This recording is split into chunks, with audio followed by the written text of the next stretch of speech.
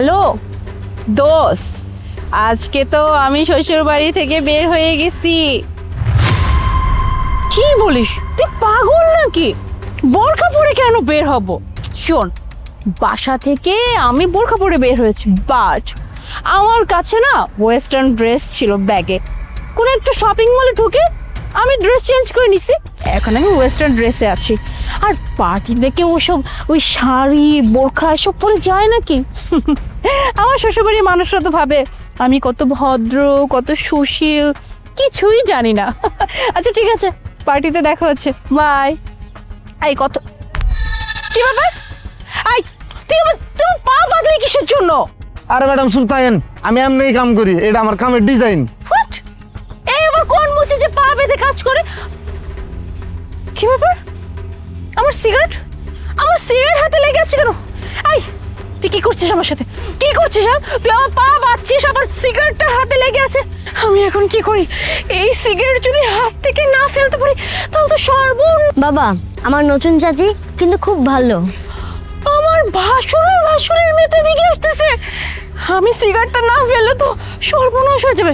এই এই তুই আমার সিগারেট খুলে দে। ভালো তো হবে, দেখতে হবে না ভাইটা কার। আমার ভাইয়ের জন্য আমি তো আর কোনো অভদ্র মেয়েকে আমার ঘরের বউ হিসেবে তুলবো না, তাই না?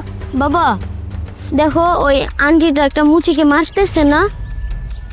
আরে সেটাই তো, একটা মেয়ে হয়ে মুচির গায়ে এইভাবে কেন হাত তুলছে? মা চল তো। চলো। সারান কইতেছি। ম্যাডাম কি করছেন? ছাড়ুন, ছাড়ুন বলছি। মুনা তুমি এখানে? আরে এগুলো কি ধরনের জামা কাপড় পরছো তুমি? আমি তো কিছুই বুঝতে পারছি না, কি করতেছো তুমি এখানে? ভাইজান আমি জানি এটা আপনার ছোট ভাইয়ের বউ। প্রত্যেকদিন হারে দেখি বোরকা পইরা বাসার থেকে বের হয়, আইসা বোরকা খুইলা এই যে এইরকম ড্রেস পইরা বড় লোকদের সাথে যায় পার্টি করে, সিগারেট খায়। এর লেগে আমি বুদ্ধি কইরা হাতে সিগারেটে আটা মারছি আর পা বাইতে রাখছি, যেন আপনি এসে ধরতে পারেন। কি ব্যাপার মুনা, ওইগুলো কি বলতেছে? তুমি নাকি সিগারেট খাও, পার্টি করো, এগুলো কি শুনতেছি আমি? না ভাইয়া, ও একটা সামান্য মুচি, ও কি বলবে? আর আপনি এই কথা বিশ্বাস করতেছেন ভাইয়া? আমি কোনো সিগারেট খাই নাই। আচ্ছা, ও মুচি, ওর কথা আমার বিশ্বাস করা ঠিক হচ্ছে না, তাই তো? ও মিথ্যা বলতেছে। তাহলে তুমি তোমার হাত পেছনে দিয়ে রেখেছো কেন? তোমার হাত থেকে বের করো, হাত সামনে আনো। এগুলো কি? তোমার হাতে সিগারেট কেন? ও তো ঠিক কথাই বলছিল। তুমি তাহলে সিগারেট খাও আর এই ধরনের ওয়েস্টার্ন জামা কাপড় পরে তুমি বাইরে যাতায়াত করো?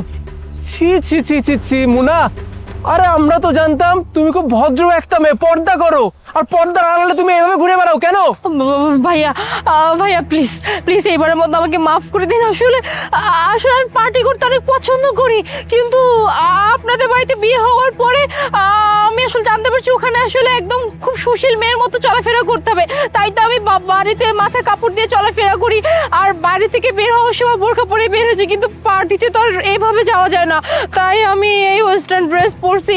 আর সিগারেট আমি আজকের পর থেকে খাবো না। প্লিজ ভাইয়া আমাকে মাফ করে দিন। আপনি বাড়িতে গিয়ে কাউকে কিছু বলবেন না, আমার হাজবেন্ডকেও কিছু বলবেন না। মুনা, তোমার কথা শুনে আমি জাস্ট অবাক হচ্ছি। আর আমি তো আমার ছোট ভাইয়ের জন্য এমন একজন মেয়ে খুঁজতাম যে কিনা সবসময় পর্দা করবে, ভদ্রভাবে চলাচল করবে। আর তুমি তো সবসময় ভদ্রভাবে চলাচল করতে, বোরকা পরতে, পর্দা করতে। এ কারণে তোমাকে আমরা পছন্দ করেছিলাম, কিন্তু এখন দেখছি তুমি পুরাই উল্টো। হ্যাঁ, মানে শেষ পর্যন্ত আমাদেরকে তুমি এভাবে ধোকা দিতে পারলে? আরে তুমি যখন ওয়েস্টার্ন জামা কাপড় পরো, পার্টি করো, সিগারেট খাও, ক্লাবে যাও, তাহলে আমার ভাইকে বিয়ে কেন করেছিলে? বিয়ের আগে কি বলতে পারোনি যে তুমি এই ধরনের মেয়ে না? তাহলে আমাদের সামনে মিথ্যা নাটক কেন করেছিলে? শুধু আমার ভাইয়ের জীবনটা এভাবে নষ্ট কেন করলে? তুমি জবাব দাও। ভাইয়া আমি আপনাকে সত্যি কথা বলতেছি। আসলে যখন আমি জানতে পারছি যে আপনার অনেক রিচ, অনেক টাকা পয়সা, তাই আমি আসলে ভেবেছি ঠিক আছে আমি বিয়েটা করে ফেলি। বিয়েটা করে আমি আপনাদের মতো করে বাড়িতে থাকবো, কিন্তু এরপরে হচ্ছে আমি আমার পার্টি, সিগারেট খাওয়া, এই সব কিছু আমি কন্টিনিউ করবো। কিন্তু ভাইয়া প্লিজ, আমি ভুল করে ফেলছি, আমাকে আপনাদের বাড়ি থেকে বের করে দিবেন না, তাহলে আমি টাকা পয়সার এই সুখ শান্তি কিছুই আমি পাবো না। তোমার কথা শুনে মনে হচ্ছে তোমাকে একটা থাপ্পড় মারি। বেয়াদব মেয়ে কোথাকার! শুধুমাত্র টাকার জন্য আমার ভাইকে তুমি বিয়ে করেছো, তাই তো? নিজের আসল চরিত্র গোপন করে তোমাদের মতো মেয়েরা আজকাল সমাজটাকে নষ্ট করছে। তোমরা না আসলে বিয়েটাকে বিয়ে ভাবো না, তোমরা আসলে বিয়েটাকে ব্যবসা ভাবো। যে পুরুষের কাছে যত বেশি টাকা থাকে তোমরা সেই পুরুষকে তত বেশি প্রাধান্য দাও। আচ্ছা, ভালোবাসা, বিয়ে, সংসার এগুলো কি টাকার সাথে সম্পর্কিত বলো তো? একটা মানুষের টাকা নাই থাকতে পারে, আজ বাদে কাল আমার ভাইয়ের যদি টাকা পয়সা না থাকে তাহলে তুমি তো আমার ভাইকে ছেড়ে চলে যাবে। টাকার জন্য শুধুমাত্র আমার ভাইকে বিয়ে করেছো না?